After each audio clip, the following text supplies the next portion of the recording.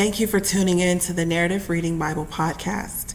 We are continuing our reading of the book of Exodus in Book 1 of the Narrative Reading Bible, Paths to Promise, with pages 122 to 133. Enjoy today's reading. Then the Lord said to Moses, "Consecrate to me every firstborn male. The firstborn from every womb among the Israelites belongs to me, both of man and beast."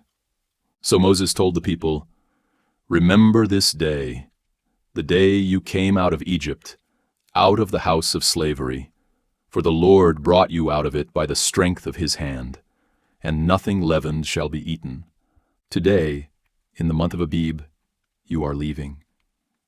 And when the Lord brings you into the land of the Canaanites, Hittites, Amorites, Hivites, and Jebusites, the land he swore to your fathers that he would give you, a land flowing with milk and honey, you shall keep this service in this month. For 7 days you are to eat unleavened bread, and on the seventh day there shall be a feast to the Lord. Unleavened bread shall be eaten during those 7 days. Nothing leavened may be found among you, nor shall leaven be found anywhere within your borders. And on that day you are to explain to your son, 'This is because of what the Lord did for me when I came out of Egypt.' It shall be a sign for you on your hand, and a reminder on your forehead, that the law of the Lord is to be on your lips. For with a mighty hand the Lord brought you out of Egypt. Therefore you shall keep this statute at the appointed time, year after year. And after the Lord brings you into the land of the Canaanites and gives it to you, as he swore to you and your fathers, you are to present to the Lord the firstborn male of every womb. All the firstborn males of your livestock belong to the Lord. You must redeem every firstborn donkey with a lamb, and if you do not redeem it, you are to break its neck. And every firstborn of your sons you must redeem. In the future, when your son asks you, 'What does this mean?' you are to tell him, 'With a mighty hand the Lord brought us out of Egypt, out of the house of slavery.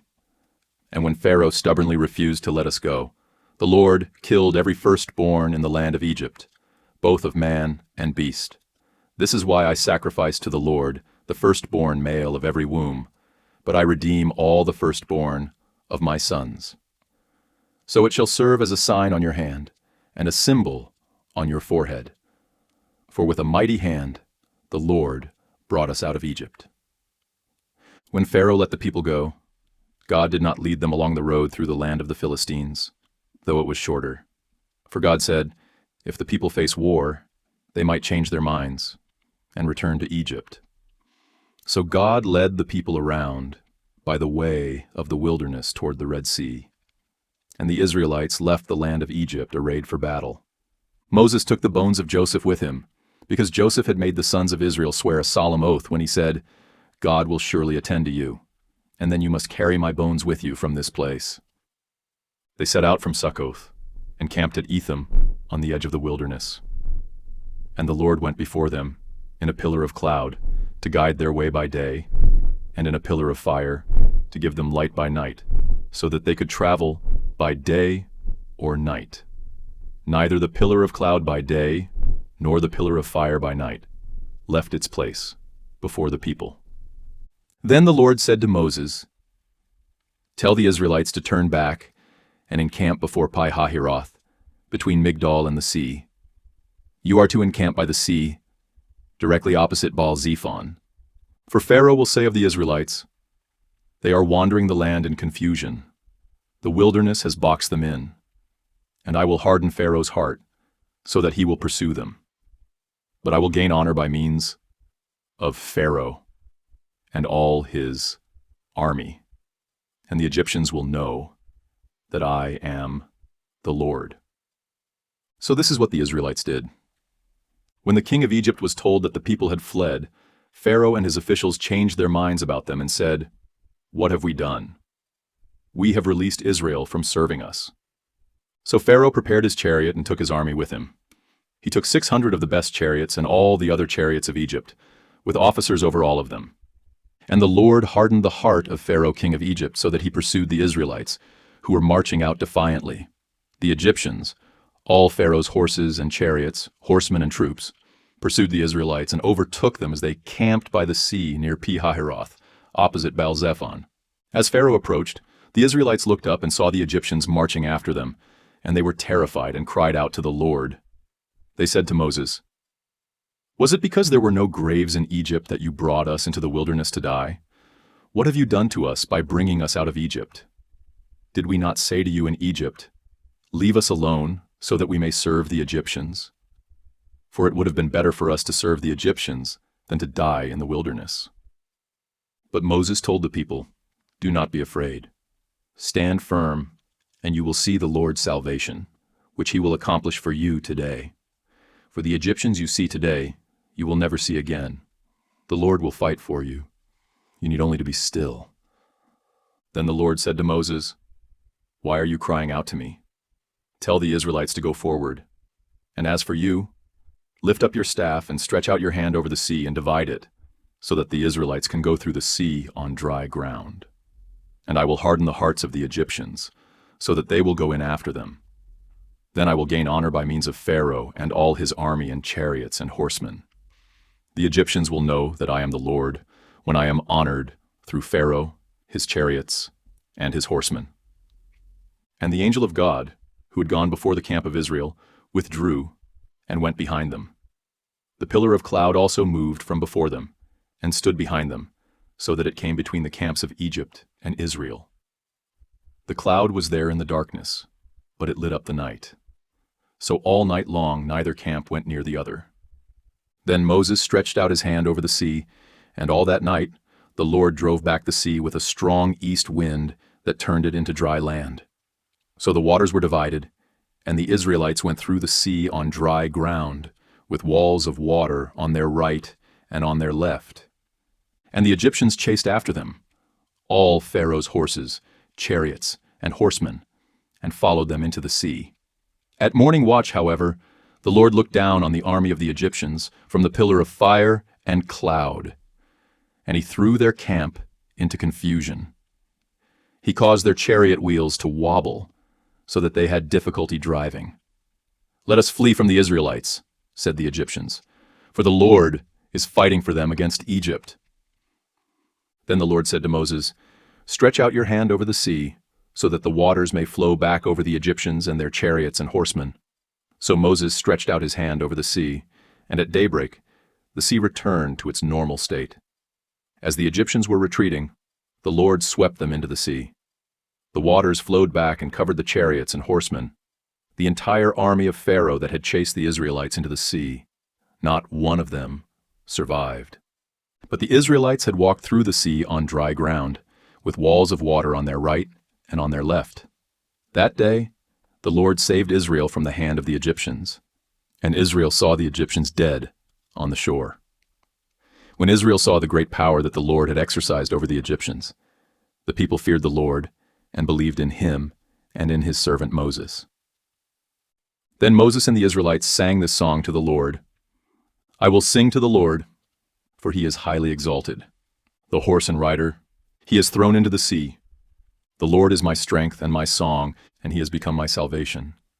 He is my God, and I will praise him, my father's God, and I will exalt him. The Lord is a warrior. The Lord is his name, Pharaoh's chariots and army. He has cast into the sea.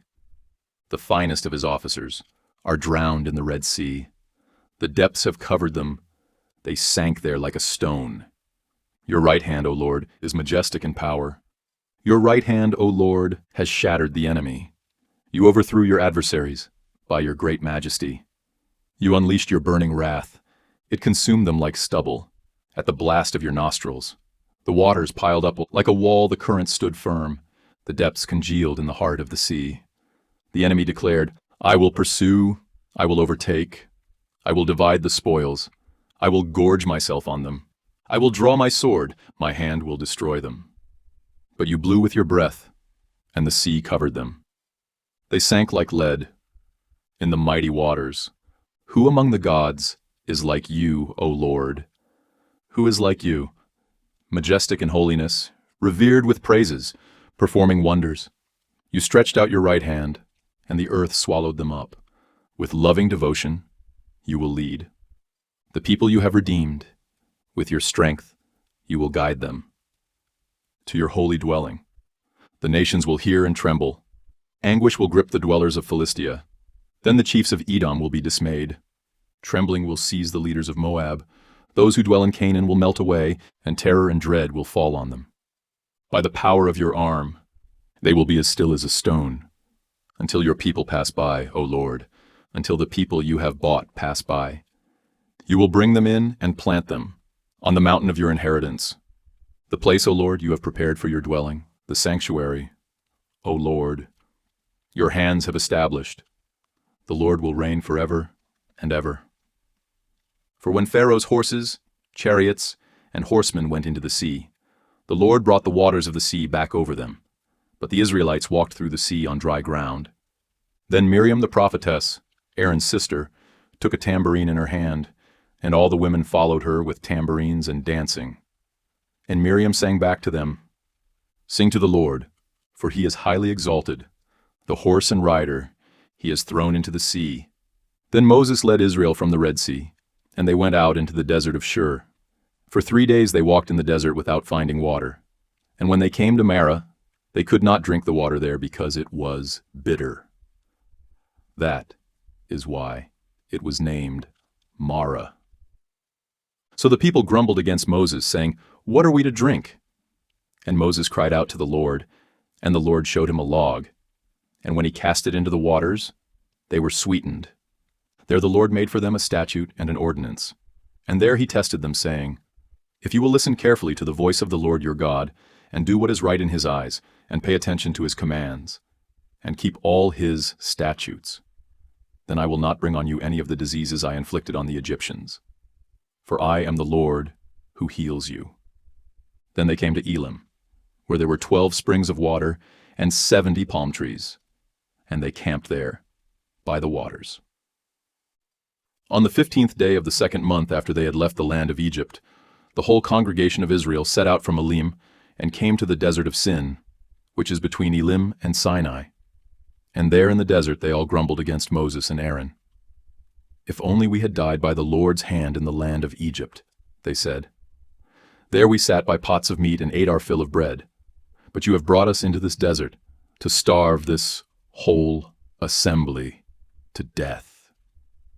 Then the Lord said to Moses, "Behold, I will rain down bread from heaven for you. Each day the people are to go out and gather enough for that day. In this way, I will test whether or not they will follow my instructions. Then, on the 6th day, when they prepare what they bring in, it will be twice as much as they gather on the other days."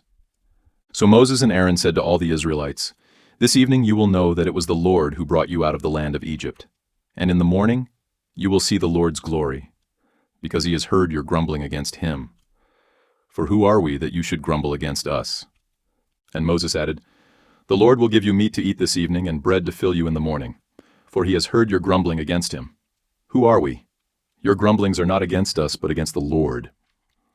Then Moses said to Aaron, "Tell the whole congregation of Israel, 'Come before the Lord, for he has heard your grumbling.'" And as Aaron was speaking to the whole congregation of Israel, they looked toward the desert, and there in a cloud the glory of the Lord appeared. Then the Lord said to Moses, "I have heard the grumbling of the Israelites. Tell them, at twilight you will eat meat, and in the morning you will be filled with bread. Then you will know that I am the Lord your God."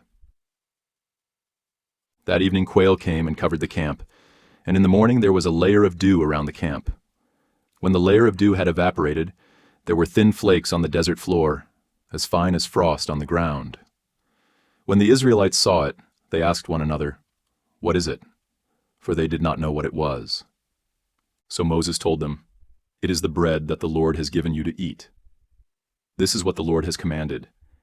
Each one is to gather as much as he needs. You may take an omer for each person in your tent." So the Israelites did this. Some gathered more, and some less. When they measured it by the omer, he who gathered much had no excess, and he who gathered little had no shortfall. Each one gathered as much as he needed to eat. Then Moses said to them, "No one may keep any of it until morning." But they did not listen to Moses. Some people left part of it until morning, and it became infested with maggots and began to smell. So Moses was angry with them. Every morning each one gathered as much as was needed, and when the sun grew hot, it melted away. On the 6th day, they gathered twice as much food, 2 omers per person, and all the leaders of the congregation came and reported this to Moses. He told them, "This is what the Lord has said. Tomorrow is to be a day of complete rest, a holy Sabbath to the Lord. So bake what you want to bake and boil what you want to boil. Then set aside whatever remains and keep it until morning." So they set it aside until morning as Moses had commanded, and it did not smell or contain any maggots. "Eat it today," Moses said, "because today is a Sabbath to the Lord. Today you will not find anything in the field. For 6 days you may gather, but on the 7th day, the Sabbath, it will not be there." Yet on the 7th day, some of the people went out to gather, but they did not find anything. Then the Lord said to Moses, "How long will you refuse to keep my commandments and instructions? Understand that the Lord has given you the Sabbath. That is why on the 6th day he will give you bread for 2 days. On the 7th day, everyone must stay where he is. No one may leave his place." So the people rested on the 7th day. Now the house of Israel called the bread manna. It was white like coriander seed, and tasted like wafers made with honey. Moses said, "This is what the Lord has commanded. Keep an omer of manna for the generations to come, so that they may see the bread I fed you in the wilderness when I brought you out of the land of Egypt." So Moses told Aaron, "Take a jar and fill it with an omer of manna. Then place it before the Lord to be preserved for the generations to come." And Aaron placed it in front of the testimony to be preserved, just as the Lord had commanded Moses. The Israelites ate manna 40 years, until they came to a land where they could settle. They ate manna until they reached the border of Canaan. Now an omer is 1/10 of an ephah. Then the whole congregation of Israel left the desert of Sin, moving from place to place as the Lord commanded. They camped at Rephidim, but there was no water for the people to drink. So the people contended with Moses, "Give us water to drink." "Why do you contend with me?" Moses replied. "Why do you test the Lord?" But the people thirsted for water there, and they grumbled against Moses. "Why have you brought us out of Egypt, to make us and our children and livestock die of thirst?" Then Moses cried out to the Lord, "What should I do with these people?" "A little more, and they will stone me." And the Lord said to Moses, "Walk on ahead of the people, and take some of the elders of Israel with you. Take along in your hand the staff with which you struck the Nile, and go. Behold, I will stand there before you by the rock at Horeb, and when you strike the rock, water will come out of it for the people to drink." So Moses did this in the sight of the elders of Israel. He named the place Massah and Meribah, because the Israelites quarreled, and because they tested the Lord, saying, "Is the Lord among us or not?" After this, the Amalekites came and attacked the Israelites at Rephidim. So Moses said to Joshua, "Choose some of our men and go out to fight the Amalekites. Tomorrow I will stand on the hilltop with the staff of God in my hand." Joshua did as Moses had instructed him and fought against the Amalekites, while Moses, Aaron, and Hur went up to the top of the hill. As long as Moses held up his hands, Israel prevailed, but when he lowered them, Amalek prevailed. When Moses' hands grew heavy, they took a stone and put it under him, and he sat on it. Then Aaron and Hur held his hands up, one on each side, so that his hands remained steady until the sun went down. So Joshua overwhelmed Amalek and his army with the sword. Then the Lord said to Moses, "Write this on a scroll as a reminder and recite it to Joshua, because I will utterly blot out the memory of Amalek from under heaven." And Moses built an altar and named it, "The Lord is my banner." Indeed, he said, a hand was lifted up toward the throne of the Lord. The Lord will war against Amalek from generation to generation. Now Moses' father-in-law Jethro, the priest of Midian, heard about all that God had done for Moses and his people Israel, and how the Lord had brought Israel out of Egypt. After Moses had sent back his wife Zipporah, his father-in-law Jethro had received her, along with her 2 sons. One son was named Gershom, for Moses had said, I have been a foreigner in a foreign land." The other son was named Eliezer, for Moses had said, "The God of my father was my helper, and delivered me from the sword of Pharaoh." Moses' father-in-law Jethro, along with Moses' wife and sons, came to him in the desert, where he was encamped at the mountain of God. He sent word to Moses, "I, your father-in-law Jethro, am coming to you with your wife and her 2 sons." So Moses went out to meet his father-in-law and bowed down and kissed him. They greeted each other and went into the tent. Then Moses recounted to his father-in-law all that the Lord had done to Pharaoh and the Egyptians for Israel's sake, all the hardships they had encountered along the way, and how the Lord had delivered them. And Jethro rejoiced over all the good things the Lord had done for Israel, whom he had rescued from the hand of the Egyptians. Jethro declared, "Blessed be the Lord, who has delivered you from the hand of the Egyptians and of Pharaoh, and who has delivered the people from the hand of the Egyptians. Now I know that the Lord is greater than all other gods, for he did this when they treated Israel with arrogance." Then Moses' father-in-law Jethro brought a burnt offering and sacrifices to God, and Aaron came with all the elders of Israel to eat bread with Moses' father-in-law in the presence of God. The next day Moses took his seat to judge the people, and they stood around him from morning until evening. When his father-in-law saw all that Moses was doing for the people, he asked, "What is this that you are doing for the people? Why do you sit alone as judge, with all the people standing around you from morning till evening?" "Because the people come to me to inquire of God," Moses replied. "Whenever they have a dispute, it is brought to me to judge between one man and another, and I make known to them the statutes and laws of God." But Moses' father-in-law said to him, "What you are doing is not good. Surely you and these people with you will wear yourselves out, because the task is too heavy for you. You cannot handle it alone. Now listen to me. I will give you some advice, and may God be with you. You must be the people's representative before God and bring their causes to him. Teach them the statutes and laws, and show them the way to live and the work they must do. Furthermore, select capable men from among the people, God-fearing, trustworthy men who are averse to dishonest gain. Appoint them over the people as leaders of thousands, of hundreds, of 50s, and of 10s. Have these men judge the people at all times. Then they can bring you any major issue, but all minor cases they can judge on their own, so that your load may be lightened as they share it with you.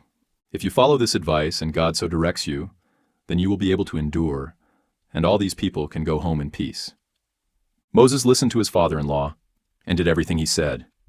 So Moses chose capable men from all Israel and made them heads over the people as leaders of thousands, of hundreds, of 50s, and of 10s.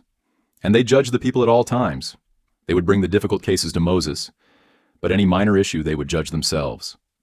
Then Moses sent his father-in-law on his way, and Jethro returned to his own land. In the 3rd month, on the same day of the month that the Israelites had left the land of Egypt, they came to the wilderness of Sinai. After they had set out from Rephidim, they entered the wilderness of Sinai, and Israel camped there in front of the mountain. Then Moses went up to God, and the Lord called to him from the mountain, "This is what you are to tell the house of Jacob, and explain to the sons of Israel. You have seen for yourselves what I did to Egypt, and how I carried you on eagle's wings and brought you to myself. Now if you will indeed obey my voice and keep my covenant, you will be my treasured possession out of all the nations, for the whole earth is mine. And unto me you shall be a kingdom of priests and a holy nation. These are the words that you are to speak to the Israelites." So Moses went back and summoned the elders of the people and set before them all these words that the Lord had commanded him. And all the people answered together, "We will do everything that the Lord has spoken." So Moses brought their words back to the Lord. The Lord said to Moses, "Behold, I will come to you in a dense cloud, so that the people will hear when I speak with you, and they will always put their trust in you." And Moses relayed to the Lord what the people had said. Then the Lord said to Moses, "Go to the people and consecrate them today and tomorrow. They must wash their clothes and be prepared by the 3rd day, for on the 3rd day the Lord will come down on Mount Sinai in the sight of all the people. And you are to set up a boundary for the people around the mountain and tell them, 'Be careful not to go up on the mountain or touch its base, Whoever touches the mountain shall surely be put to death. No hand shall touch him, but he shall surely be stoned or shot with arrows. Whether man or beast, he must not live. Only when the ram's horn sounds a long blast may they approach the mountain. When Moses came down from the mountain to the people, he consecrated them, and they washed their clothes. Be prepared for the third day, he said to the people. Do not draw near to a woman.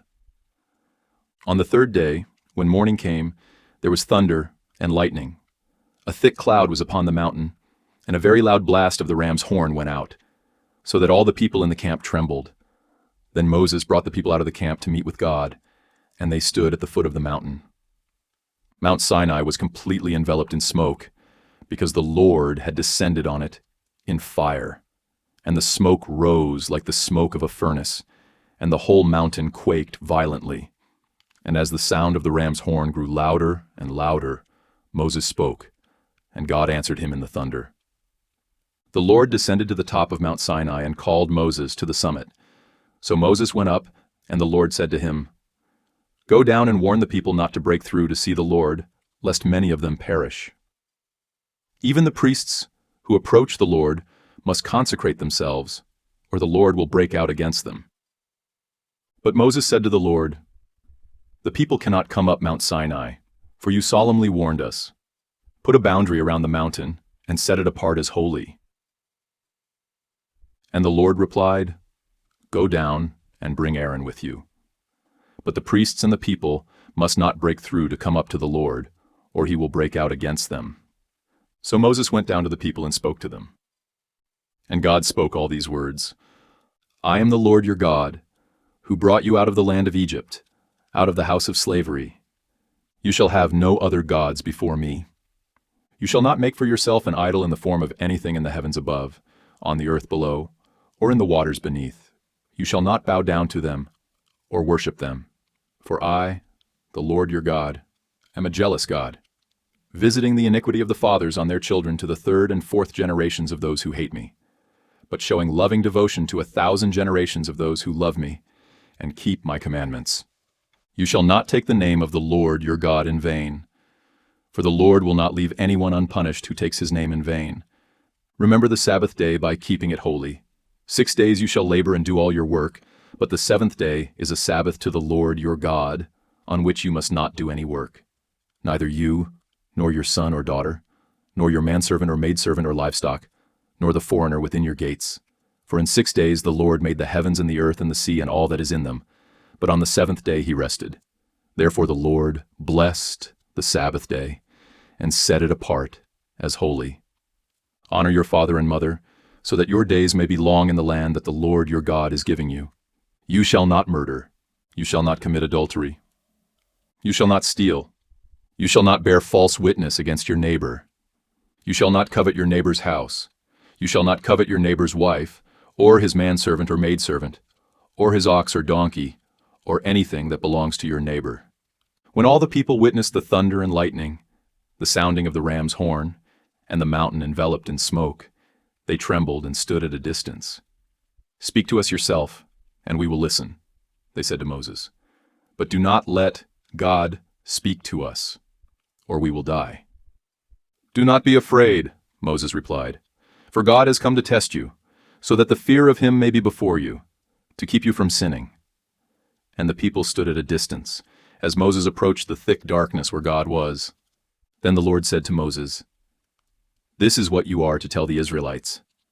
You have seen for yourselves that I have spoken to you from heaven. You are not to make any gods alongside me. You are not to make for yourselves gods of silver or gold. You are to make for me an altar of earth, and sacrifice on it your burnt offerings and peace offerings, your sheep and goats and cattle. In every place where I cause my name to be remembered, I will come to you and bless you. Now if you make an altar of stones for me, you must not build it with stones shaped by tools, for if you use a chisel on it, you will defile it. And you must not go up to my altar on steps, lest your nakedness be exposed on it. These are the ordinances that you are to set before them. If you buy a Hebrew servant, he is to serve you for 6 years. But in the 7th year, he shall go free without paying anything. If he arrived alone, he is to leave alone. If he arrived with a wife, she is to leave with him. If his master gives him a wife and she bears him sons or daughters, the woman and her children shall belong to her master, and only the man shall go free. But if the servant declares, I love my master and my wife and children, I do not want to go free, then his master is to bring him before the judges, and he shall take him to the door or doorpost and pierce his ear with an awl. Then he shall serve his master for life.